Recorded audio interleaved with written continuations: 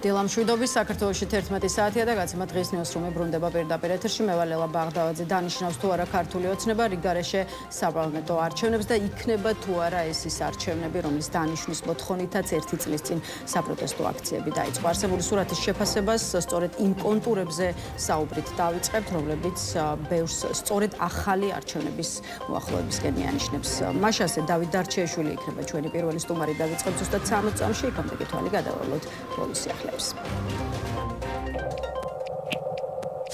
შინაგან საქმეთა სამინისტროს თანამშრომლებმა 19 ნოემბერს საქართველოს ადმინისტრაციულ სამართალდარღვევათა კოდექსის შესაბამისად აქციის 13 მონაწილე დააკავეს. შინაგან საქმეთა სამინისტროს ინფორმაციით დაკავებული პირები არ დაემორჩილნენ პოლიციელთა კანონიერ მოთხოვნას და სამსახურეობრივი მოვალეობის შესრულების დროს სიტყვიერი შეურაცხყოფა მიაყენეს. გუშინ თბილისში პატიმრობაში მყოფი მათე დევიძის სოლიდარობის მარში გაიმართა დემონსტრანტები თავდაპირველად თბილისის სახელმწიფო უნივერსიტეტის პირველ კორპუსთან შეიკრიბნენ.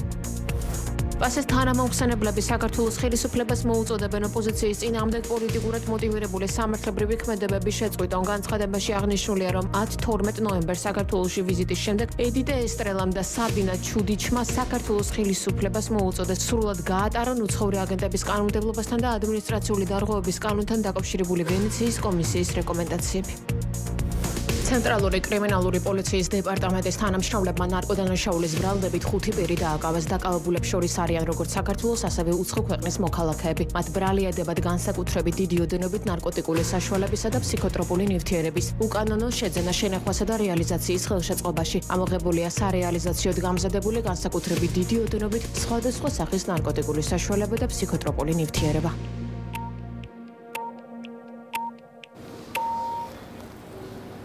მაშასე ეს არის დღის ნიუსრუმი. კიდევ ერთხელ მოგესალმებით და წარმოგიდგენთ ჩვენს პირველ სტუმარს, ილიას სახელმწიფო უნივერსიტეტის პროფესორი დავით დარჩეიშვილი იმყოფება ჩვენთან ერთად. გამარჯობა ბატონ დავით და მადლობა რომ გვესტუმრეთ. ბატონ დავით, დავიწყოთ მოდით ქვეყანაში დღეისთვის შექმნილი ვითარების შეფასება და ქართული ოცნების გაწყვეტილებების ანალიზი, რომელიც ბევრს აფიქრებინებს, რომ სახელმწიფო პარტია რიგგარეშე არჩევნების გამოსაცხადებლად ემზადება. კონკრეტული გაწყვეტილებების შესახებ მოგვიანებით კითხავთ, იქამდე კი მინდა ვიკითხო, რატომ შეიძლება ქართული ოცნება ფიქრობდეს ახალი არჩევნების დანიშვნაზე. ლეგიტიმაციის მიღების სურვილი თუ საკონსტიტუციო უმრავლესობის მიღება, რა შეიძლება იყოს მთავარი მიზანი, თუ კი რა თქმა უნდა თქვენც ხედავთ კონტურებს, რომ ახლოვდება ახალი საპარლამენტო არჩევნები. ხო, ოცნება უპრობლემოდ ცვლის კანონებს, ნებისმიერ გაწყვეტილებას იღებს ისე, რომ არავისთან არ აქვს კონსულტაციები, არც ოპოზიციასთან, არც არასამთავრობო სექტორთან, არც პარტნიორებთან. შეიძლება ითქვას, რომ არ აინტერესებს განსხვავებული ჯგუფების მოსაზრებები. შესაბამისად, თუ არა საკონსტიტუციო უმრავლესობა, რისთვის შეიძლება სჭირდებოდეს ქართულ ოცნებას უახლოეს თვეებში არჩევნების ჩატარება, რაზეც არის საუბარი, რომ ეს ასე იქნება.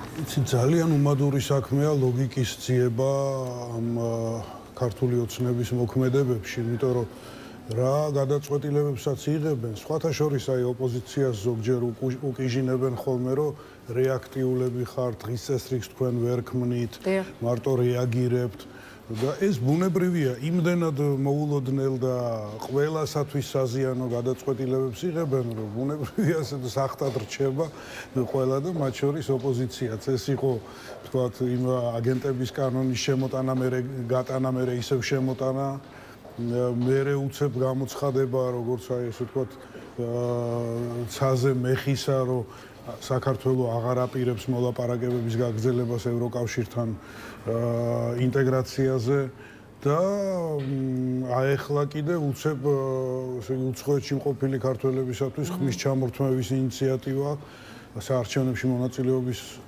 აკრძალვა. აი ეს არ არის ნორმალური, არა მარტო ქვეყნის ეროვნული ინტერესებისათვის, არამედ უშუალოდ ამ ხელისუფლების მათი ოჯახების ხვალინდელი დღისთვის და ყველასთვის, ყველა ზიანდება ამით. მაგრამ აიც აკეთებენ ასე. ამით ინარჩუნებენ რაღაცა ინიციატივას და ძალაუფლებას არიან ჩაფრენილები. რისთვის შეიძლება ემზადებოდეს? აი ეხლაც ლოგიკურად მე მგონია, რომ არ უნდა უნდოდეთ, იმიტომ რომ როცა ნიშნავ ვადამდელ არჩევნებს, ესე იგი აღიარებ, რომ ქვეყანაში კრიზისი გაქვს, ხო?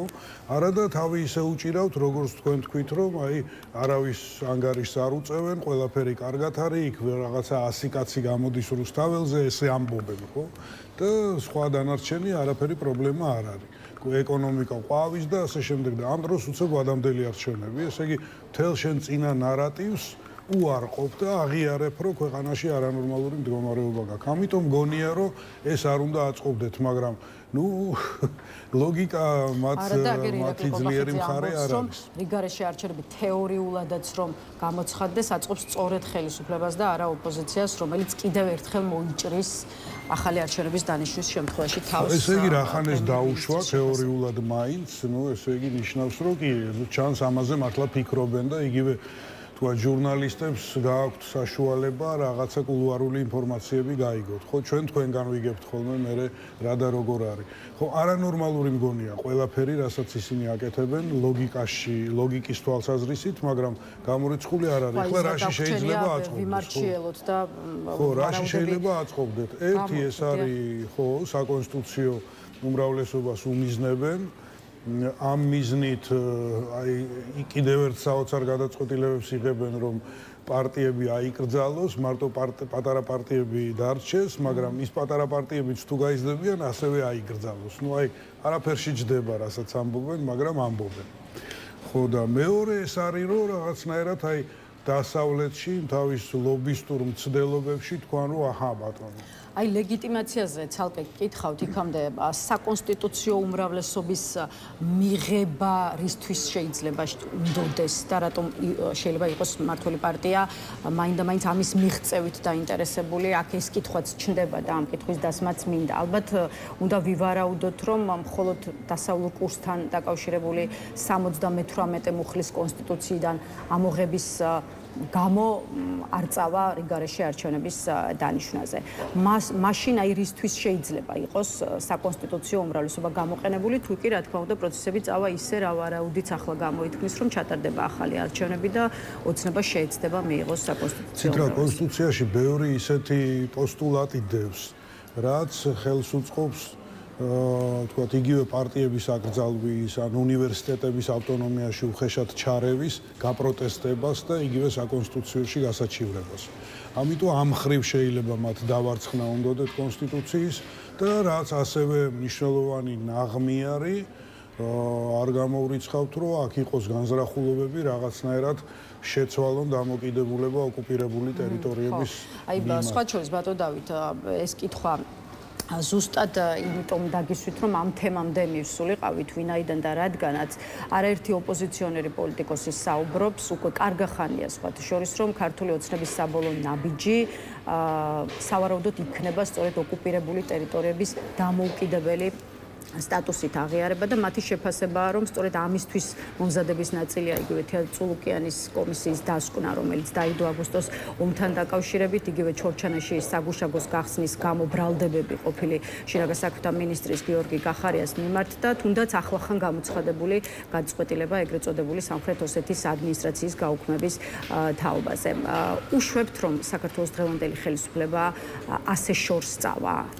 კი, ეს ლოგიკა ჩანს. და ამაზე შეგვიძლია რომ ისეთი არგუმენტებით ვისაუბროთ, ან რაღაცნაირად აი ვარაუდები გამოვთქვათ მყარი. ხო, შეიძლება ბოლოს ეს ვერ გაბედონ და ეს არქნან, მაგრამ განზრახულობები რო არსებობს, ხადია, იმიტომ რომ იგივე რუსეთს უნდა რომ რაღაცნაირად აი გათეთრდეს ის ვითარება, რომელიც მან შექმნა.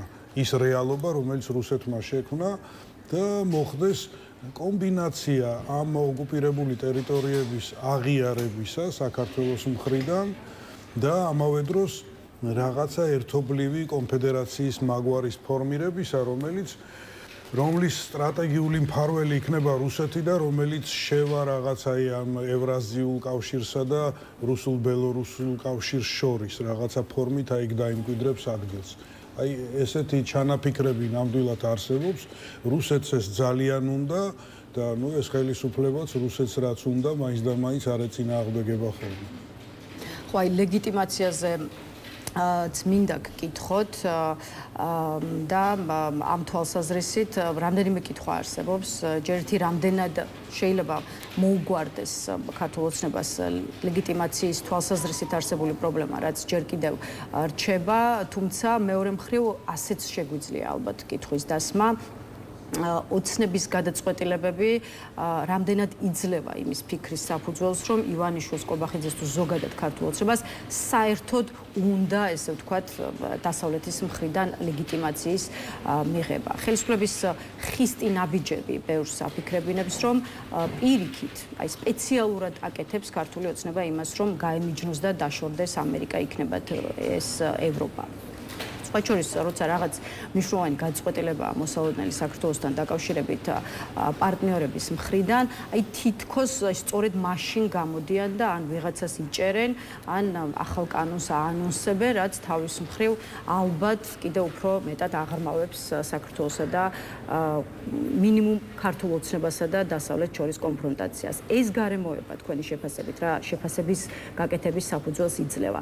საერთოდ თუ უნდა თქვენი აზრით ქართულ ოცნებას რომ მიიღოს ლეგიტიმაცია და განსაკუთრებით ქვეყნის გარეთ. ვიცით რა, სტრატეგიული პერსპექტივით უნდა უნდოდეს, ხო, იმიტომ რომ ესე მოწყვეტა იზოლაცია საერთაშორისო ცენტრებიდან, ну როგორ შეიძლება საზიანო არ იყოს. მათ შორის აი ეკონომიკურადაც, ფინანსურადაც, ინდივიდუალურადაც, ხო, იგივე სანქციები ხო ნამდვილად აწუხებთ. უბრალოდ ისინი ეს ივანიშვილის პოლიტიკა გავს პუტინის პოლიტიკას მაქსიმალურად დაძაბო ურთიერთობა მეორე მხარესთან, ოპონენტთან, ისე რომ ბოლოს რაღაცა გამოივაჭრო. აი ესეთი ლოგიკა აქვთ მათ. რო შეიძლება ეს დაძაბულობის რაღაცა ძაფი ბოლოს გაწყდეს, აი ეს რისკი მუდმივად არსებობს. თან დაუსრულებლად ამ თამაშის განხორციელება, მუდმივი დაძაბულობა ასევე ძალიან ის არის საშიშია, კონტრპროდუქტიულია თვითონ იმისათვის, ვინც ამ დაძაბულობის ინიციატორია, ხო და იგივე რუსეთსაც უნდა რომ რაღაცეები დაალაგდეს, ასე თუ ისე. ის ცდილობს უკრაინის საკითხშიც დაალაგდეს და საქართველოს საკითხშიც დაალაგდეს.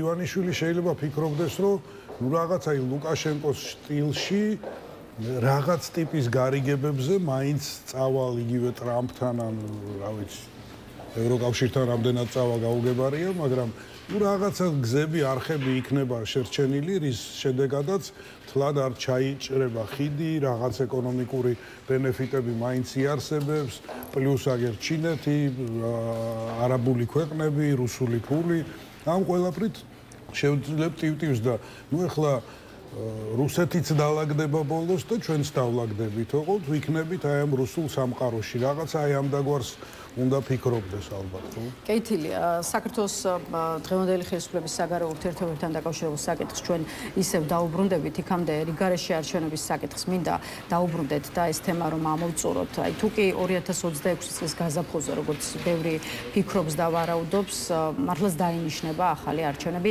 რა პოზიცია უნდა დაიკავოს ოპოზიციურმა სპექტრმა ამ კითხვის დასმაც მინდა. რასაც ახლა ვუსმენთ, ისეთი პირი უჩანს, რომ კვლავ არ ექნება ოპოზიციურ სპექტრს ერთიანი პოზიცია და მაგერ რამდენიმე მაგალითიც, იქ კახარიას პარტიაში ფიქრობენ, რომ არჩევნების გარეშე ქვეყანას დემოკრატიული განვითარების საშუალება არ ექნება და ოპოზიციური სპექტრი უნდა გადაეწყოს, რომ აი ასეთ რთულ პოლიტიკურ და სამართლებრივ გარემოში მოუწევს ქართულ ოცნებასთან დაპირისპირება. ოპოზიციის მეორე ნაწილი კი მიიჩნევს, რომ ქართული ოცნების წესებით დანიშნული არჩევნები იქნება არალეგიტიმური, ამიტომ არაღიარება და არ თანამშრომლობა უნდა დარჩეს პრინციპულ საკითხადო. ეს არის კოალიცია ცვლილებებში გაკეთებული განცხადება. რა იქნება სწორი პოლიტიკური სვლა ოპოზიციური პარტიების მხრიდან თქვენი აზრით? აქ ოპოზიციამ კარგად უნდა გაანალიზოს შესაძლო სცენარები და განსაზღვროს რისი შესაძლებლობა აქვს, რა რესურსი გააჩნია. თუ კი ბოიკოტით შესაძლებელია ლეგიტიმიზმის სრული ჩამოშლა და ხალხის მომხრობა და ამ არჩევნებისგან იმ სურათის შექმნა, რომ სინამდვილეში არ ჩატარდა არჩევნები და შესაბამისად კიდევ უფრო გაუჭირდეს ივანიშვილს საერთაშორისო დონეზე თავისი პოზიციონირება, მათ შორის იქნება აი ამ ავტორიტარულ ქვეყნების თვალშიც კი, მაშინ ბოიკოტი ძალაა. მაგრამ თუ ამის შესაძლებლობებს მაინც და მაინც ოპოზიცია თავის თავში ვერ ამჩნევს, რესურსს ვერ ხედავს, მაშინ იქნება ეს შეზღუდული რესურსი მიმართოს იქითკენ, რომ იგივე საერთაშორისო თანამეგობრობის ჩართულობით შეაცვლევინოს საარჩევნო სისტემა და იგივე ადმინისტრაცია და ამაში დახარჯოს მთელი ენერგია და ამ პირობებით მიიღოს მონაწილეობა. რა აჩვენა ბოიკოტთან მიმართებაში მუშაობს ქართული ოცნების მიმართ ის ბოიკოტი და ბოიკოტის რეჟიმი, რომელიც ხო ერთი წელია 2024 წლის საპარლამენტო არჩევნების შემდეგ აქვს გამოცხადებული ქართულ ოპოზიციას. ვიცით რა სანახევროა შედეგები მე მგონია და საბოლოო ჯამში ოპოზიციის ერთიანობის არარსებობამ შეასუსტა ეფექტი. ხო, ჩვენ ვერ ვიტყვით, რომ საყოველთაო აღიარება ჰპოვა თუნდაც აი ამ ბოლო ადგილობრივმა არჩევნებმა, მასში ეუთოც არ მონაწილეობდა როგორც დამკვირვებელი, მაგრამ ასევე ვერ ვიტყვით, რომ ძალიან ასე ვთქვათ გაუსაძლისი გახდა ამ ხელისუფლების მდგომარეობა როგორც ქვეყნის შიგნით, ისე რაღაც საერთაშორისო ფრონტზე აქ მარტო დასავლეთს არ გულისხმობ. ხო და აქედან გამომდინარე ვფიქრობ, რომ რაღაცნაირად აი ისე იმას ვიტყვი, რომ აი ასაწონ-დასაწონია რა, რისი გაკეთება არის უფრო შესაძლებელი, რა მოიტანს უფრო დიდ შედეგს. იქნებ ჯობდეს მთელი ენერგიის მიმართვა იმაზე, რომ აი იგივე საარჩევნო ადმინისტრაციაში რაღაცა დამატებითი გარანტიები, რაღაცა დამატებითი მექანიზმები ჩაიდოს ისეთი, რომ გაყალბება გახდეს ცოტა უფრო რთული, ვიდრე ის ახლა არის და მაშინ უკვე ერთიანი ფრონტით ოპოზიცია მიიღოს არჩევნებში მონაწილეობა. კეთილი ბატონ დავით, სხვა საკითხებსაც გადავხედოთ, მართლაც მძიმე პოლიტიკური ვითარება აქვს ქვეყანაში, მათ შორის საპატიმროებში იმყოფებიან ოპოზიციონერი ლიდერები და სხვა შორის ამასთან დაკავშირებით გუშინ ევროპის საბჭოს საპარლამენტო ასამბლეის საქართველოს თანამომხსენებლებმა ედიტე ესტრელამ და საბინა ჩუდიჩმა კიდევ ერთხელ გაავრცელეს განცხადება პასეს თანამომხსენებლებმა მორიგჯერზე მოუწოდეს საქართველოს ხელისუფლებას ოპოზიციის წინააღმდეგ პოლიტიკურად მოტივირებული სამართლებრივი ქმედებების შეწყვეტონ, თუმცა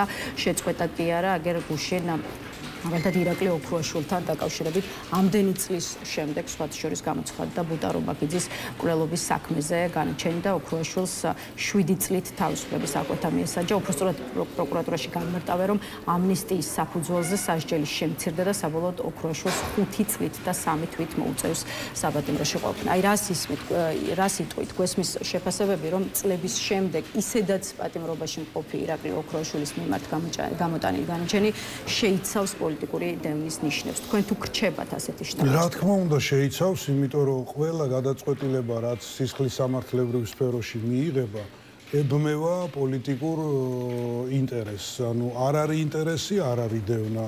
გაჩნდება ინტერესი, იწყება დევნა. წლების მანძილზე არ ქონდათ ინტერესი ოქრუაშვილის მიმართ და ამიტომ არც არაფერს არ აკეთებდნენ. მე მახსოვს ღარიბაშვილის პრემიერობის დროს პირდაპირ იყო მის პირით ერთ-ერთ ინტერვიუში ნათქვამი, რომ სააკაშვილი დაწყნარდეს და მაშინ მას შეიძლება არავინ არ შეეხოს. დაახლოებით ლოგიკა ესეთი იყო, ხო და როცა ესე აყენებს საკითხს, ცხადი ხდება, რომ სამართალის უზენაესობა კი არ გაინტერესებს, შენ გაინტერესებს პოლიტიკური მომენტი და ადამიანებით ვაჭრობა.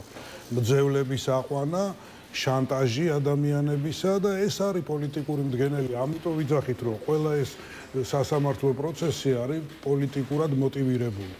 ხო, აქ არ არის რაღაცა ერთიანი სტანდარტი დადგენილი, რომ რაღაცა ტიპის დანაშაულებები გამოსაძიებელია და ადამიანები პასუხისგებაში მისაცემი. არა, ეს ყველაფერი ლავირებს, იცვლება, მერყევია, ბუნდოვანია და ამით ივანიშვილი თამაშობს, აი ვისაც უნდა დაიჭერს, ვისაც უნდა გაუშვებს. ბატონ დავით, სხვა შორის ამავე საქმეზე, ანუ ბუტარო ბაქიძის მკვლელობის საქმეზე კიდევ ერთი ბრალდებული ზურაბ ადეიშვილი სასამართლომ გაამართლა, როგორც ადვოკატმა განმარტა, მიზეზი იყო არა საკმარისი მტკიცებულებები. აი თუ პოლიტიკურ დევნაზეა საუბარი, მაშინ ჩნდება კითხვა, რატომ გადარჩა ზურაბ ადეიშვილი. რამდენად დამაჯერებელია თქვენთვის იმაზე საუბარი, რომ მტკიცებულებების არარსებობის გამო მოხდა ადეიშვილისთვის ბრალის მოხსნა, იმიტომ რომ ჩვენ საუბრობთ სასამართლოზე, რომელიც როგორც პოლიტიკურ სპექტრსა და არასამთავრობო სექტორში ამბობენ, კარგა ხანია ის სწორედ პოლიტიკური მოტივით იღებს გადაწყვეტილებებს და საერთოდ არ უყურებს, ასე ვთქვათ, მტკიცებულებების წონას. ნელა აბსოლუტურად ლოგიკურია ეს ეჭვი, რომ ამ ხელისუფლებისაგან ისევ რაღაც ჩანაფიქრს ველოდოთ, მაგრამ უბრალოდ არ ვიცით რა არის ჩანაფიქრი. რატო გააკეთეს ასე? ქმნიან იმიჯს, რომ სასამართლო ობიექტურია, თუ ივანიშვილი უცებ დაინტერესდა ადეიშვილით. არ ვიცით, ეს გამოჩნდება. ხო, იქ აპელაცია და ზოგადად გამოჩნდება, რასთან გვაქვს საქმე. კეთილი ბატონ დავით. სხვა არაერთი საკითხია ასევე ყურადღების ცენტრში და მოდით ახლა ცოტა დრო ბრიუსელთან ურთიერთობებს დაუთმოთ, მით უფრო რომ უფრო და უფრო შორდება ერთმანეთს ბრიუსელი და ქართული ოცნება და ალბათ ჯამში სამწუხაროდ საქართველოც, ხო? ამ კვირაში ჩვენთან დაკავშირებით ბრიუსელში მიღებული ორი გადაწყვეტილებაა შეფასების საგანი, ერთი რომ საქართველოს არ მიიწვიეს ევროკავშირის გაფართოების ფორუმზე, მეორე გადაწყვეტილება კი ადამიანის უფლებათა დაცვის საკითხზე ევროკავშირის საქართველოს დიალოგის შეხვედრის გაუქმებას შეეხება. საქართველოს საგარეო საქმეთა სამინისტროს განცხადება მოვისმინეთ გუშინ მაკაბოჭორიშვილის უწყების შეფასებაა, რომ ბრიუსელი არ არის მზად მოისმინოს ქართული მხარის არგუმენტირებული პოზიციები.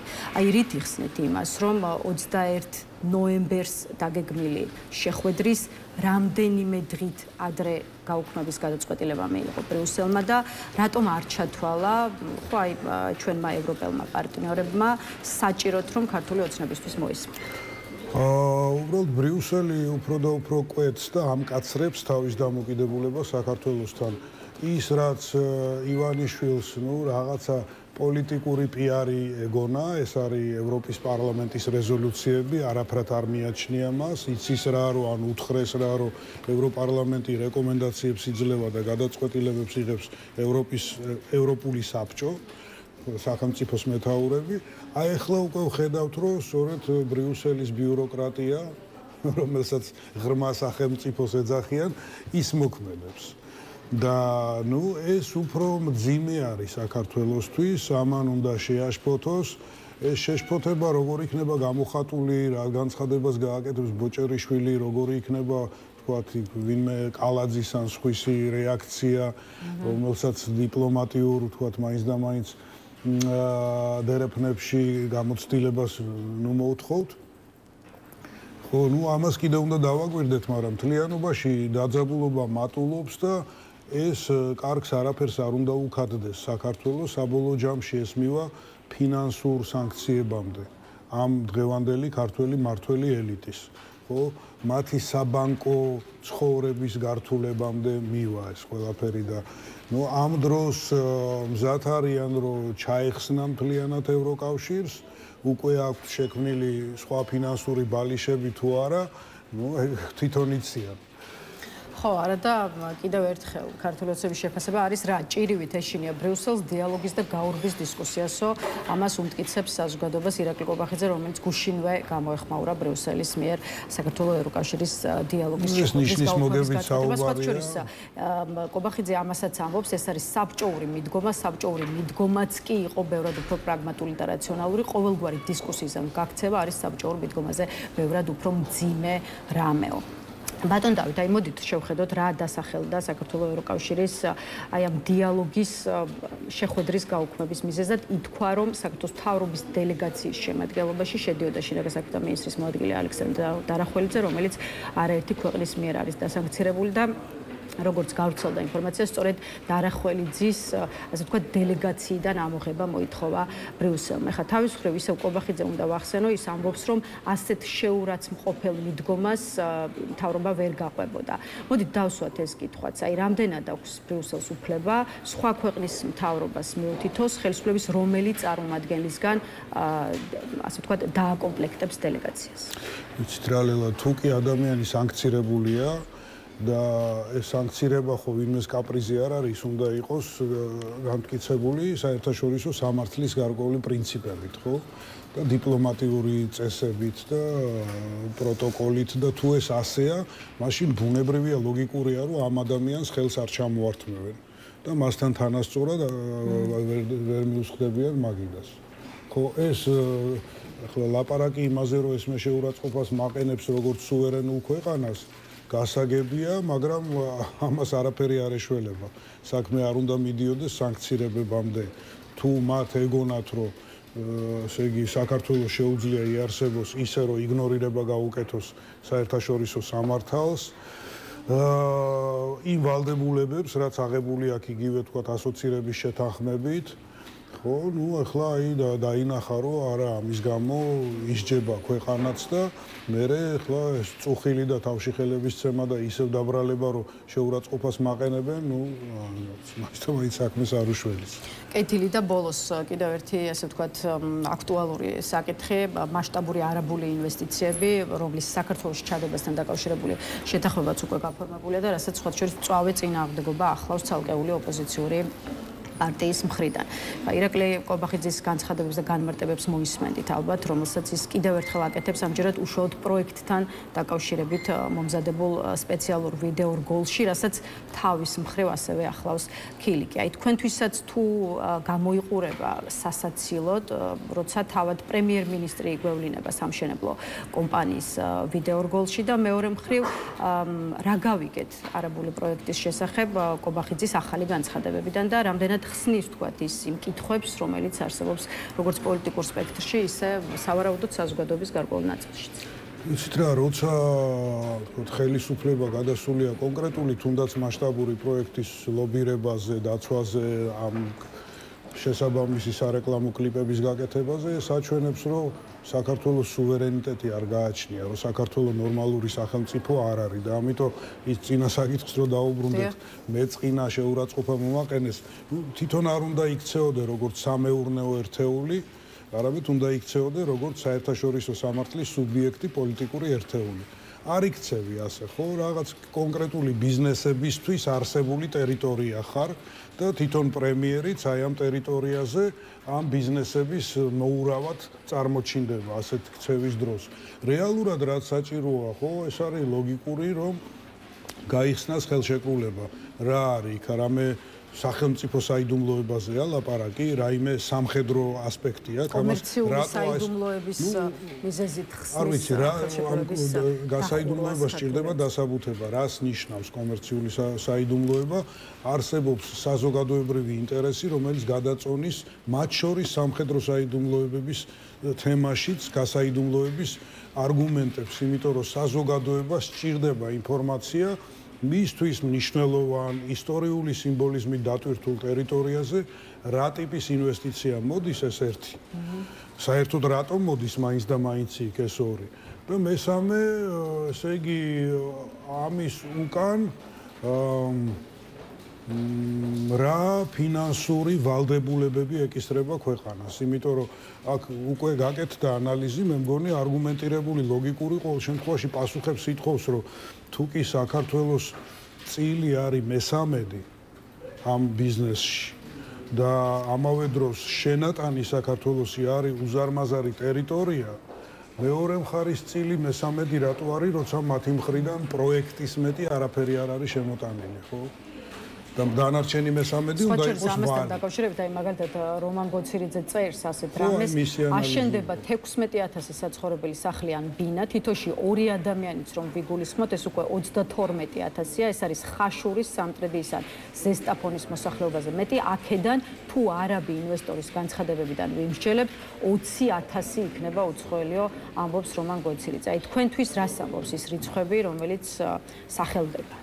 თავისთავად ესეთი დემოგრაფიული რისკების მატარებელი პროექტი ცალკე კიდევ პრობლემურია და ამაზეც პასუხებია დასაცემი, ხო? მინიმუმ ის, რასაც ამბობს რომანი, ითხოვს დაფიქრებას, ანალიზს, დებატებს. და ამ დროს პასუხი ერთადერთი რო იცი რა კომერციული საიდუმლოება და არაფერს გეტყვით და დაგვიჯერეთ, რასაც გეუბნევით, ეს არ არის ადეკვატური პასუხი. მადლობა ბატონ დავით იმისთვის რომ გვესტუმრეთ და უპასუხეთ ჩვენს კითხვებს. დაგემშვიდობებით, დავით დარჩეშვილი იყო ჩვენი სტუმარი. ახლა რეკლამის შემდეგ სიმონ ჯანაშია შემოგვერთება, ასე რომ დაგვერდით.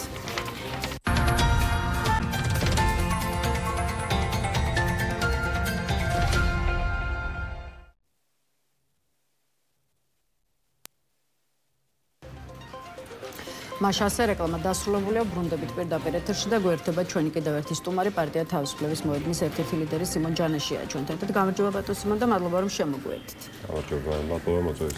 ბატონ სიმონ, მოდით დავიწყოთ გუშინ საღამოს გამართულ საპროტესტო აქციაზე განვითარებული მოვლენებით. საკმაოდ ხმაურიანად ჩაიარა 1 წლის წინ 19 ნოემბერს დაპატიმრებული მათე დევიძის სოლიდარობის მარშმა, როგორც შინაგან საქმეთა სამინისტროში აცხადებენ, პოლიციელთა კანონიერი მოთხოვნის დაუმორჩილებლობის და მათთვის სიტყვიერი შეურაცხყოფის მიყენების ფაქტებზე სვლელობის 13 მონაწილეა დაკავებული. ახლა რამდენადაც ვიცი თქვენ გუშინ პირადად იყავით, ხო?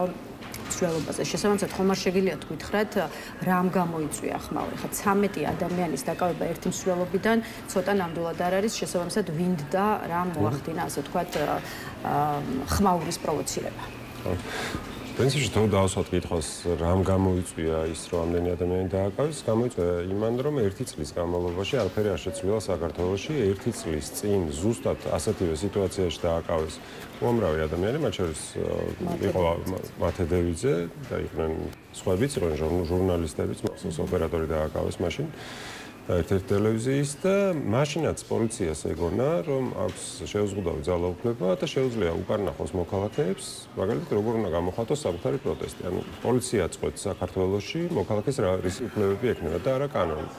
და კანონის მიხედვით მოქალაქეს აქვს უფლება რომ შეიკრიბოს, აქვს უფლება რომ მანიფესტაცია ჩაატაროს და პოლიცია ამაში ხელს უშლის. პოლიციას გუშინ ქონდა მანიფესტანტების მიმართ მოთხოვნა, რომ ისინი უნდა ყოფილიყო უბრალოდ ქუჩაზე გამლელები, ან ტროტუარზე გამლელები ადამიანი და არა ის ადამიანი, რომელიც პროტესტს გამოხატავს.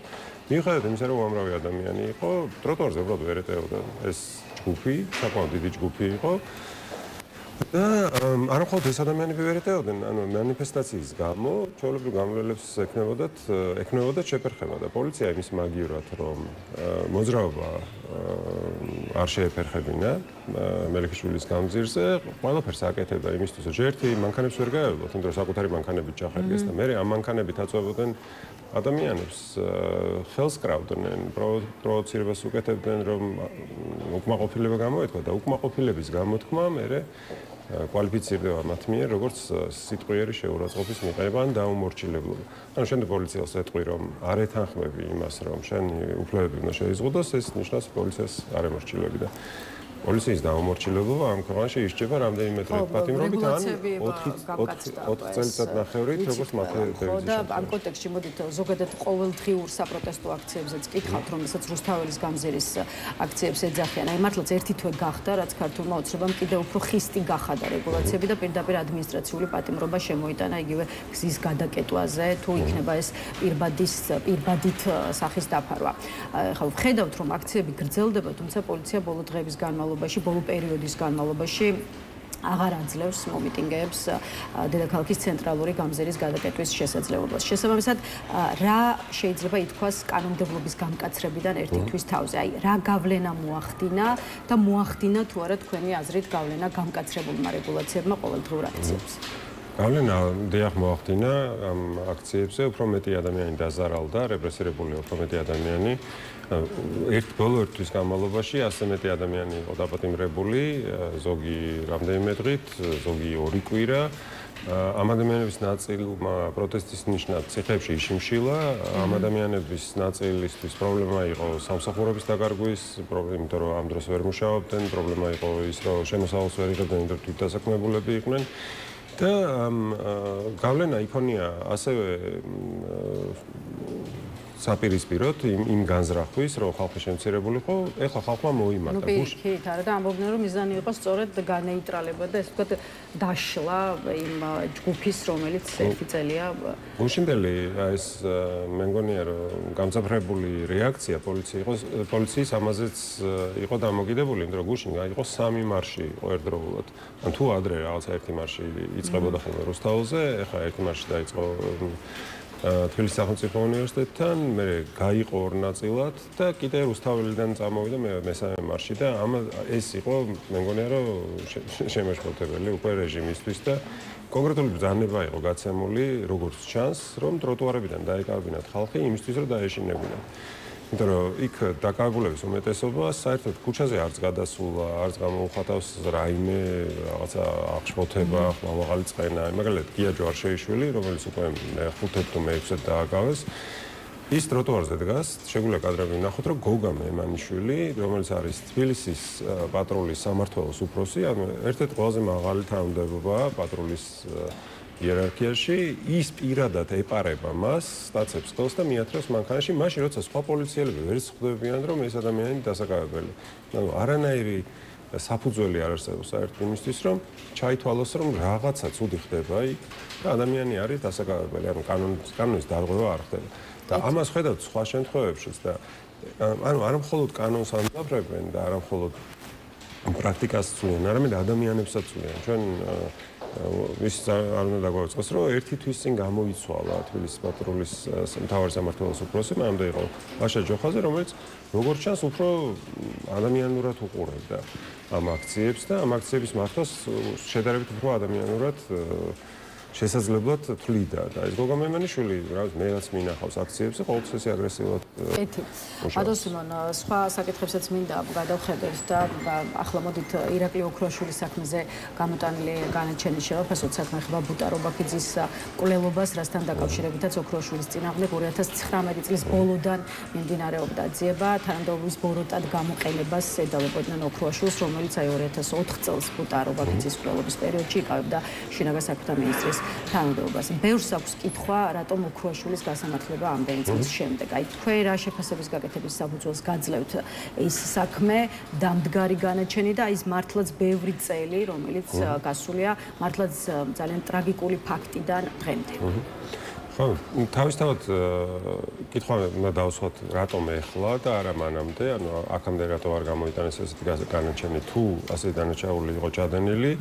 და აქ პასუხი არის მარტივი, პოლიტიკური მიგერძობებულობის გამო, ხო? მანამ თავის დროზე, როდესაც ირაკლი ოქროაშვილი იყო მოწმე იმ საქმეში, რომელიც აწყობდა ხელისუფლებას მიხეილ სააკაშვილის წინააღმდეგ, მაშინ როგორც ჩანს ხელს აპარებდნენ ირაკლი ოქროაშვილს. მაგრამ როცა დაინახეს, რომ ირაკლი ოქროაშვილი წავიდა ამ ხელისუფლების წინააღმდეგ და უკვე მოწმედ აღარ გამოგდებოდა, ანუ არაფერში აღარ ჭირდებოდა და პირიქით პრობლემებს უქმნიდა მათ, გამოიყენეს მართლმსაჯულების სისტემა მის წინააღმდეგ.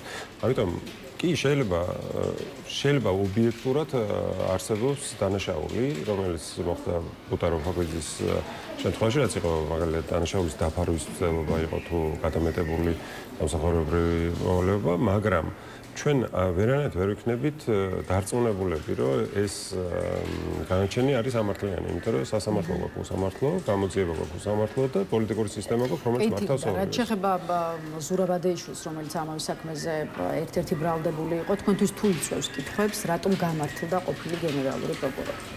ჩემთვის კითხვას ესე კითხვა ჩდება ყველა განაჩენის დროს, ეს იქნება რა ვიცი, ეხლა აი მაგალითად კაციჭამია, ცნობილი კაციჭამია რო გაასამართლოს ჩვენმა სასამართლომ, იქაც გაჩნდება კითხვა, იყო თუ არა პროცედურები დაცული, გამოძიება იყო თუ არა სამართლიანი, მტკიცებულებები იყო თუ არა მოპოვებული სამართლიანად, ჰქონდა თუ არა უფლება ადამიანს რომ საკუთარი თავი დაეცვა თუ სხვა. ამიტომ ვერაფერს ვერ ვიტყვით ჩვენ, ანუ ეს ხელისუფლებაც ხო აი გუშინ ვინც ჩადიოდა მაგალითად ამ აქციების დროს დანაშაულს, ეს ხელისუფლებაც არ უნდა გასამართლოს, ასეთ სასამართლოდ, იმიტომ რომ მაშინაც დარჩება ეს ეჭვი, ხო? სანამ გვეყოლება უსამართლო სასამართლო, მანამდე შეუძლებელი იქნება რომ ვილაპარაკოთ სამართლიანობაზე. ეთილი. კიდევ ერთი, რაზეც მინდა რომ თქვენი პოზიციები გაუზიაროთ მაყურებლებს, ახლა ცოტა დრო დავუთმოთ საარჩევნო კოდექსის ახალ რედაქციას, რომლის ერთ-ერთი მთავარი ჩანაწერი იქნება სწორედ ემიგრანტებთან დაკავშირებული შეზღუდვა, საუბარია გაწყვეტილებაზე უცხო ქვეყანაში მცხოვრებ თანამოქალაქეებს საკონტრო არჩევნებზე ხმის მიცემის შესაძლებლობა ჰქონდეთ მხოლოდ მაშინ, თუ ისინი ფიზიკურად ჩამოვლენ საქართველოში. აი როგორ უყურებთ თქვენ პარტიაში იმას, რაც ქართულმა ოცნებამ გადაწყვიტა და მეორე მხრივ როგორ ფიქრობთ, რა მოხდება არჩევნებზე, თუ კი ემიგრანტების დიდი ნაწილი ადგება და აი მართლაც ჩამოვა საქართველოში იმისთვის, რომ გამოიყენოს საკუთარი საარჩევნო უფლება. ყველაზე ავტორიტარული სისტემებიც ცდილობენ რომ დაასაბუთონ საკუთარი გადაწყვეტილება რაღაცა ლოგიკური ჩარჩოების ფარგლებში.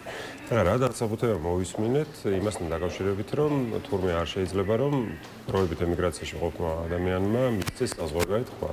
ერთი ითქვა, რომ ეს ადამიანები ცუდად იცნობენ ქართულ პოლიტიკას, რადგან შორს არიან ფიზიკურად. ხო, ინფორმირებულ არჩევნას ინფორმირებულები და მეორე, რომ გავლენას ახდენს მათ გადაწყვეტილებაზე ის უცხო ქვეყნები, რომელშიც იმყოფებიან.